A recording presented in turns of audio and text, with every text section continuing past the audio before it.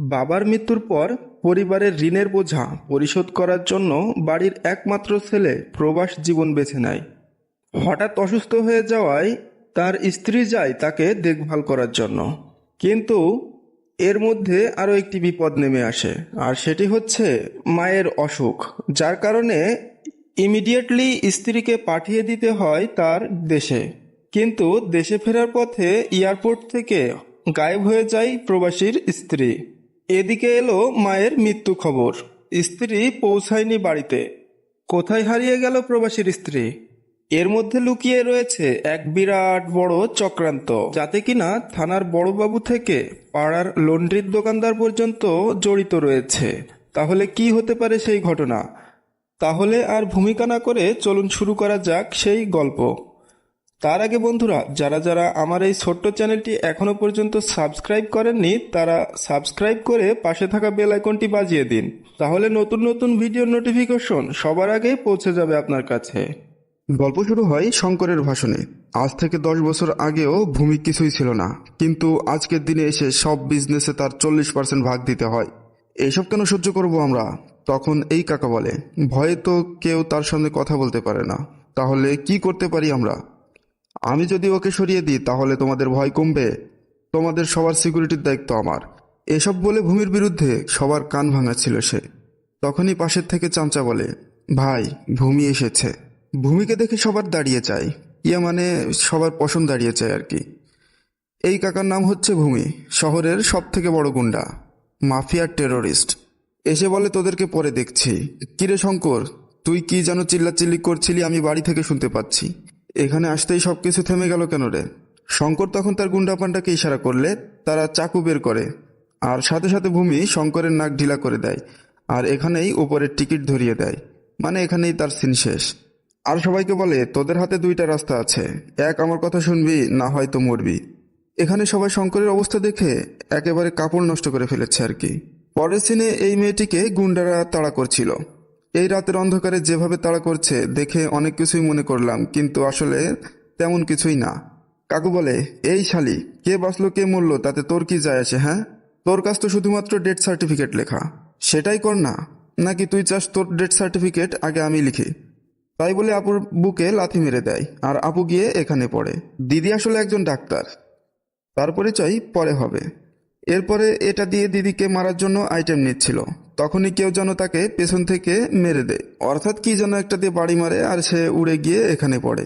তখন পাশে থেকে তার চামচারা বুঝতে পারে না যে কে মারলো, তাই খোঁজাখুঁজি করতে থাকে কে মারলো। কাউকে তখন দেখা যায় না। তখন এই কাকু বলে, এই মেরেছে নাকি? বলতে না বলতেই তাদেরকে বেধড়ক মার শুরু করে দেয়। তখন আমরা দেখতে পারি এখানে রাঘব এন্ট্রি নিয়েছে, অর্থাৎ রুদ্রা। মানে সে রুদ্রা ক্যারেক্টারে আছে আর কি। এরপর গুন্ডাগুলোকে একের পর এক মার শুরু করে, আর মারতে মারতে আগুন লাগিয়ে দেয়। এরপর এরাও কি থেমে থাকবে? সবাই দল ধরে তাকে মারার জন্য আসে, আর রাঘব তাদেরকে মেরে এখানে শুয়ে দিতে থাকে। এখানে ফাইট সিনটা একটু ফাস্ট করে দিচ্ছে, দেখতে ভালো লাগবে। এদিকে দিদির পেটে যন্ত্রণা শুরু হয়, তখন রাঘব তাকে বলে এখান থেকে চলে যেতে। এরপর রাঘব সবগুলোকে কোপাতে থাকে, আর এখানেই খালাস করে দেয়। সে এমনভাবে গুন্ডাগুলোকে মারতে থাকে, দেখে বোঝাই যায় যে এদের সাথে পূর্ব কোনো শত্রুতা রয়েছে, যার প্রতিশোধের আগুনে সে জ্বলছে। এখানে এই কাকার পরিচয়টা দিয়ে রাখি। সে হচ্ছে শশী, ভূমির ছোট ভাই, অর্থাৎ সেই মাফিয়ার ছোট ভাই। পরের দিন সকালে এখানে পুলিশ পৌঁছায় আর তদন্ত শুরু করে। এনার পরিচয় হচ্ছে ইনি একজন পুলিশ অফিসার, কিন্তু সে রাঘবের জন্য এখানে মদের বোতল নিয়ে যাচ্ছে, যেটা দেখে এই মাতাল ছেলেগুলো অবাক হয়। আর তারা বলছে, দেখ, পুলিশ অফিসার হয়েও সে কেমন মদের বোতল নিয়ে এসেছে। কারণ তারা একটু অবাক হয়েছে। তখন সিন দেখানো হয় কয়েক বছর আগের। ইনি হচ্ছেন মাদার ইন্ডিয়া, অর্থাৎ রাঘবের মা, আর ইনি রাঘবের বাবা। বয়স বেড়েছে ঠিকই, কিন্তু ভালোবাসা কমেনি। তার নমুনা চলন দেখেনি। কাকি অভিমান দেখায় আর বলে, তুমি আজকের দিনটাও ভুলে গিয়েছো? কাকু তখন বলে, সেটা কি করে ভুলতে পারি, এটা তো আজকে আমার মাথা ব্যথার দিন। আন্টি তখন একটু রোমান্টিক ভাবে বলে, আজকে আমাদের বিবাহ বার্ষিকী। তখন তারা একটু রোমান্স করতে থাকে। তখন এখানে কাবাবের হাড্ডি রাঘব এসে হাজির। কি হচ্ছে এখানে? আঙ্কেল তখন বলে, আজকে আমাদের বিয়ের বছর পুড়েছে, তাই তোর মা আমার কাছ থেকে আশীর্বাদ নিচ্ছে। রাঘব বলে, হ্যাঁ হ্যাঁ হ্যাঁ, হ্যাপি ম্যারেড লাইফ। আমি আশীর্বাদ করি তোমাদের জীবন সুখে কাটুক, আর তোমাদের 16-17টা বাচ্চা হোক। আঙ্কেল বলে, থাক, আর মাখন লাগাতে হবে না। কত টাকা লাগবে সেটা বল। আজকে আমি একটা ইন্টারভিউ দিতে যাচ্ছি, আর আজকে যেহেতু আপনাদের বিবাহের বার্ষিকী পড়েছে তাই 10,000 টাকা দিলেই হবে। বন্ধুদেরকে পার্টি দিতে হবে। তখন আঙ্কেল বলে, বিয়ের বছর পড়েছে আমার, আর পার্টি তোর বন্ধুদের দিতে হবে কেন? আরে বাবা, পার্টির জন্য কোনো বাহানা লাগে নাকি? এরপর রাঘব ইন্টারভিউর জন্য এখানে আসে, আর তখন তাকে পেছন থেকে এই মেয়েটি ডাকতে থাকে। তখন আমরা জানতে পারি মেয়েটির নাম অনন্যা। অনন্যা তখন বলে, এই আপনি অমুক না? আপনার বাবার নাম অমুক, মায়ের নাম অমুক, এখানে ইন্টারভিউয়ের জন্য এসেছেন তাই তো? আরে আপনি জানেন কিভাবে? আপনি আমাকে সোশ্যাল মিডিয়াতে ফলো করেন নাকি? তখন সে বলে, হ্যাঁ আমি আপনাকে ফলো করছি ট্রাফিক সিগন্যাল থেকে। রাঘবের বন্ধু তখন বলে, তার মানে আপনি মনে মনে ভালোবাসেন আর ফলো করছেন? আরে দূরে গিয়ে মর মুখ পোড়া। তোমরা যখন মেয়েগুলোর দিকে হা হা করে তাকিয়েছিলে তখন তোমাদের ফাইলটা ওখানে পড়ে গিয়েছিল, আর সেটা ফেরত দিতে আমি এসেছি। তখন রাঘব বলে, ও সরি, আমি ভুল বুঝেছি। এটা ছাড়া তো আমি ইন্টারভিউ দিতেই পারতাম না। ধন্যবাদ জানাই আর ইন্টারভিউর জন্য ভিতরে চলে যায়। এরপর সৌভাগ্যবশত তার চাকরিটা এখানে হয়ে যায়, কিন্তু তার বিশ্বাসই হচ্ছিল না, কারণ এত বড় একটা আইটি কোম্পানিতে তার চাকরি হয়েছে। সে তখন মনে করে যে ওই মেয়েটির জন্যই তার চাকরি হয়েছে, আর সে তার সৌভাগ্যের প্রতীক। সেই খুশিতে সে বন্ধুদের সাথে পার্টি করে মাল টাল খেয়ে একেবারে টাল হয়ে বাসায় ফেরে। তবুও তার মা বাবা তার উপর মোটেও রাগ করে না, কারণ বাবা মা তাকে খুবই ভালোবাসে। আর দাদাও বাবা মার খুবই বাধ্য ছেলে, যার কারণে তাকে কিছুই বলে না, কারণ তার এই একটাই বদ অভ্যাস আছে, একটু মালটাল খাওয়া আর কি। তারপরও বাবা মা যাই হোক একটু তো রাগ করছিলই। তখন সে তাদের হাতে অ্যাপয়েন্টমেন্ট লেটারটা ধরিয়ে দেয় আর বলে, আমার চাকরি হয়েছে। তখন 7 খুন মাপ। তাদের ফ্যামিলির মধ্যে এমন বন্ডিং দেখে বোঝা যায় যে রাঘব বন্ধুর মতো মেশে তার বাবা মার সাথে। এই হচ্ছে অভিরাজ, যে সুদের কারবার করে আর সুদের টাকা আদায়ের জন্য গুন্ডামিও করে। রাঘবের বাবা আর তার বন্ধু দাস, তাদের পার্টনারশিপে ব্যবসা আছে। এখানে অভিরাজ কাকার কাছে এসেছে কিছু লোন নেয়ার জন্য, এই 6 কোটির মতো। অভিরাজ তখন বলে, দাস আমি এতগুলো টাকা দিতাম না, এনার তো শুধুমাত্র 3 কোটি টাকার প্রপার্টি রয়েছে, কিন্তু শুধুমাত্র তোর জন্য আমি টাকাটা দিচ্ছি। তখন রাঘবের বাবা বলে, স্যার আমি দাস ভাইকে অনেক বিশ্বাস করি, আর সে আমার কাছে ভগবানের মতো। এবার এখান থেকে তারা 6 কোটি টাকা লোন নেয় আর পার্টনারশিপে ট্রাভেল এজেন্সির ব্যবসা শুরু করে। এর মধ্যে রাঘবের অফিস থেকে প্রথম মাসের বেতন পায়, আর সে তার মায়ের হাতে তুলে দেয়। তখন তার মা বলে, না আমার হাতে না, তোর বাবার হাতে দে। তখন তারা তার বাবার অফিসে যায় তাকে টাকাটা দেওয়ার জন্য। সেখানে গিয়ে তার বাবার হাতে টাকাটা দিতেই তার বাবা খুশি তো হয়, কিন্তু ভাই কোনো একটা কিছুর কমতি ছিল, আর সেটা হচ্ছে পাবলিসিটি। তাই সে খুব ঢং করে আর তার অফিসের সব কলিগদেরকে তার কাছে ডাকে, আর তার সামনে অ্যাক্টিং করে পায়ে হাত দিয়ে সালাম করে তাকে টাকাটা দিতে বলে। এই ফ্যামিলির সবাই একটু ঢং করতে পছন্দ করে, এই আর কি।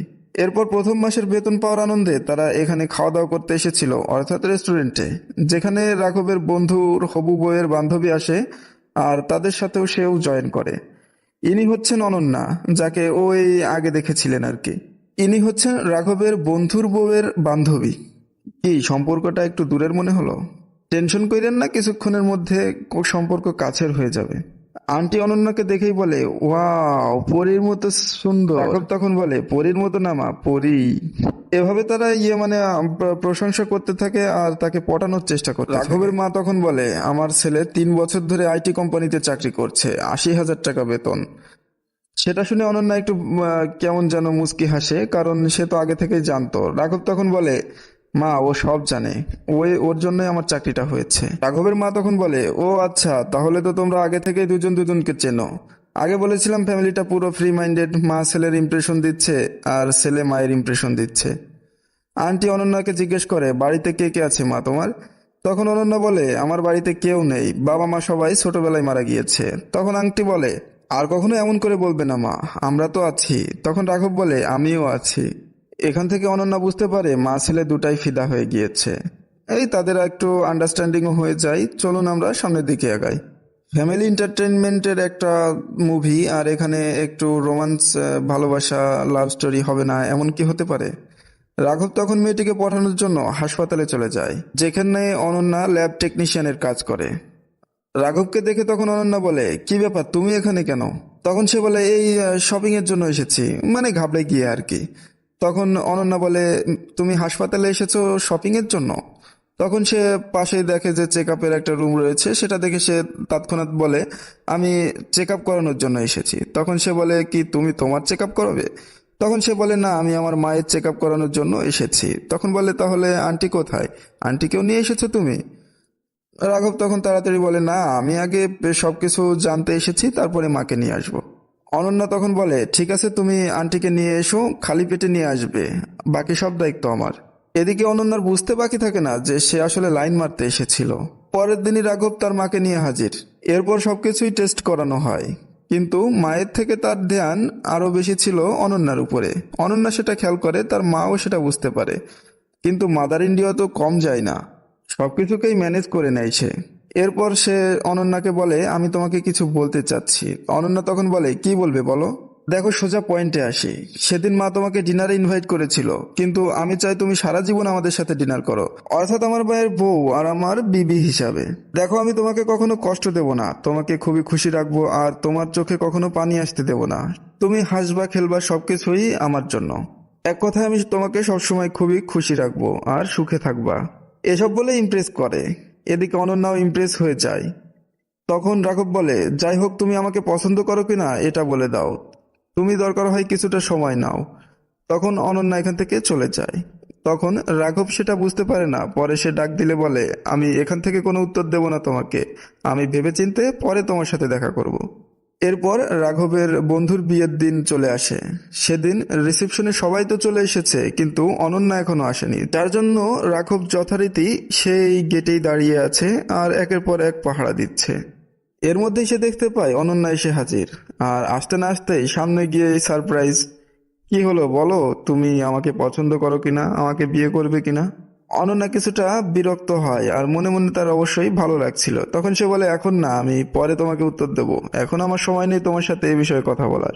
এরপর বিয়ের সময় চলে এসেছে, অর্থাৎ লগ্ন পেরিয়ে যাচ্ছে, কিন্তু রাঘব কোনোভাবেই সেখান থেকে সরছে না। কারণ সে কোনোভাবেই বিয়ে হতে দেবে না যদি সে আগে না জানতে পারে যে অনন্যা হ্যাঁ বলবে নাকি না। তার মনের মধ্যে লাড্ডু ফুটছে। তখন অনন্যা তাকে সাইডে নিয়ে যায় আর বলে, তুমি কি চাচ্ছ? তখন সে বলে, তোমাকে চাচ্ছি। তখন অনন্যা বলে, আমি যদি হ্যাঁ বলি তাহলে তুমি কি করবে? রাঘব বলে, আমি তোমাকে সারা জীবন খুশি রাখবো। তখন অনন্যা বলে, ঠিক আছে, তাহলে আই লাভ ইউ, যাও, তুমি আমাকে আপন করে নাও। তখন সে আবেগে সবার মধ্যে তাকে জড়িয়ে ধরে, আর এখানে একটা গান হয়ে যায়। গানের শেষে সে চিৎকার করে ওঠে, অর্থাৎ তার ঘুম ভেঙে গিয়েছে। ওই যে ঘুমিয়েছিল, মানে এতক্ষণ যেগুলো হচ্ছিল এগুলো তার স্মৃতির চারণ আর কি। এদিকে ভূমি তার শত্রুদের মধ্যে তিনজনকে এখানে উঠিয়ে নিয়েছে তদন্তের জন্য, কিন্তু এর মধ্যে কেউই তার ভাইকে মারেনি। তখন সে বলে, আমার ভাইকে যদি কেউ মেরে থাকে তাহলে সে বাইরের কেউ, এদের বুকের পাটায় এতটা বল নেই যে আমার কিছু ছিঁড়বে, এই আমার ক্ষতি করবে আর কি। তখন এখানে 3 নম্বর ব্যক্তিটি বলে, আমি আমি জানি তোমার ভাইকে কে মেরেছে, আমি তাকে খুঁজে দিতে পারবো। তখন সে তার পরিচয় দেয়, সে হচ্ছে স্কেচ, সাইজে অর্ধেক, কিন্তু সে খুবই ক্ষমতাশালী লোক, মানে মাথার দিক থেকে আর কি। তখন সে ভূমিকে কিছু পাম্পটি মারে, তুমি একমাত্র বুদ্ধিমান, তুমি এই শহরের মধ্যে সব থেকে শক্তিশালী, এই সব আর কি। তুমি তোমার ভাইয়ের খুনিদেরকে খুঁজে বের করতে পারবে, আর আমি খুঁজে দেব তোমার ভাইয়ের খুনিদেরকে। ভূমি তখন তার উপরে কিছুটা আস্থা রাখে আর তার গুন্ডা পান্ডাদেরকে তার সাথে যেতে বলে। তখন একজন কুলফিওয়ালাকে তারা তুলে নিয়ে আসে, যে কিনা শশীকে মারার সময় পাশেই ছিল, আর সবকিছু সে নিজ চোখে দেখেছে। এসকেস তখন বলে, দাঁড়া, আমি জিজ্ঞাসাবাদ করছি, আমি সব বের করে ফেলছি, কে মেরেছে। শশী তখন তার কাছে জিজ্ঞাসা করে, কিরে ভাই, তুই কি দেখেছিস সত্যি? তখন কুলফিওয়ালা বলে, হ্যাঁ ভাই, আমি দেখেছি। তখন সে বলে, তাহলে আমাকে একটা ছবি এঁকে দে। কুলফিওয়ালা তখন বলে, আরে ভাই, আমি যদি ছবি আঁকতে পারতাম তাহলে কি আজকে কুলফি বেচতাম? এসকেস তখন কিছুটা ডিপ্রেশনে চলে যায় আর অনেক চিন্তা ভাবনা করে বলে, তাহলে তুই দেখাক যে কিভাবে সে মেরেছিল শশী ভাইকে। তখন সে বলে, একটা তরবারি দিয়ে মেরেছিল, অর্থাৎ ছুরি দিয়ে। তখন স্কেচ বলে, এই ছুরি দে রে।